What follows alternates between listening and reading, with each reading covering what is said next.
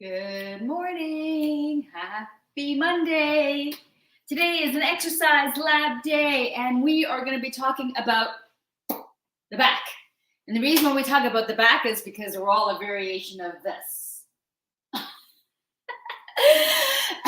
So how do you fix that? Well, there's a couple things. I mean, we've talked about the neck thing before, or the head, pulling the head back, but this is something for your upper back and shoulders.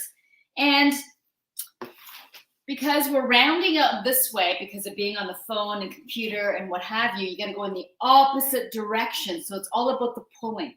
Anything pulling basically helps with the posterior chain, which is your back muscles, including the back of the shoulder. So there's a few things you can do.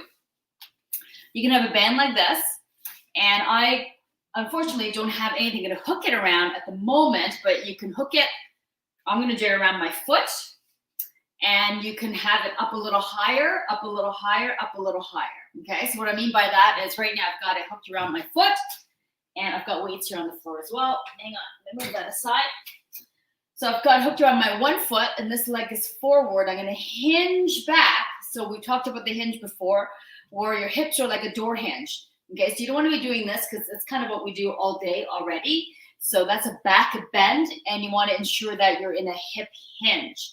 Okay, so you can see both my extended leg, which the band is around my right foot, is slightly bent. Not sure if you can see it, but my left leg is slightly, so I'm hinging from the hips, my knee stays soft, and my spine is neutral. You can see how straight my back is, okay? And then from here, I'm gonna pull on that band. So I'm gonna cinch it up a little bit so I've got some resistance. I'm gonna tuck my elbows in and keep my head neutral. I'm gonna row this way. I'm going to inhale, release. I'm going to cinch it up a little more, too loose. Exhale, squeeze. So not sure if you can see. I'll show it to you this way. You can see that there's no gaps between my arm and my side. Okay, you don't want to be pulling this way. That's a completely different exercise. Okay, you're going to inhale, exhale, keep my arms tucked in, and my wrists stay straight as well. So there's no curling, twisting motion going on there. Okay, so like I said, you can hook it around the door. Okay, a door handle, and you can row this way, okay? And what that does is just changes the angle, changes the different areas of your muscle. So it targets different areas depending on the angle that the band is around, all right? You can also be, so I was kind of like hinged, but what I'm gonna do here is I'm gonna tip right over so my spine is almost parallel to the floor. So I'm gonna cinch it up, there we go. So now I'm hinged over even more. So you can see my hips are behind my knees, behind my heels, you can't see, okay? Same thing, my elbows stay tucked in, my head stays neutral, so I'm looking about 2 feet in front of me. Tuck your elbows in, inhale, exhale, pull and squeeze, inhale, release. Exhale, pull and squeeze, inhale, release, okay? So that's using the band. And the band is really good because you can just cinch it up if you need more resistance. And the other thing that I've noticed too over the course of 25 years is that when it's a large muscle group, women don't want to lift heavy weights. Well, this is a large muscle group. It's actually a bunch of muscles together. So the back is typically a stronger muscle than the front. So hence you should be lifting heavier weights. But for some reason, women don't want to lift heavier weights when it comes to larger muscles. Not sure why. I think it's because when they carry it or hold the weights in their hand, it feels heavy and they don't like it. Okay. However, it is required, it is necessary. So how heavy? I mean, 5s are probably too light in all honesty. I'm thinking more at least an 8 to do rows. Okay. So you can do the same thing with weights in your hand. These are, I just got 10s. These are my stackable weights. And I'm going to, my legs parallel, both shoulder width apart, toes pointing forward. I'm going to hip hinge again, and I'm going to pull in. Same thing, but with dumbbells. And my elbows are tucked in. Now, these weights are a little bit big in terms of size-wise, so it's really hard for me to tuck my elbows in. Nonetheless, they're still tucked in as much as I can.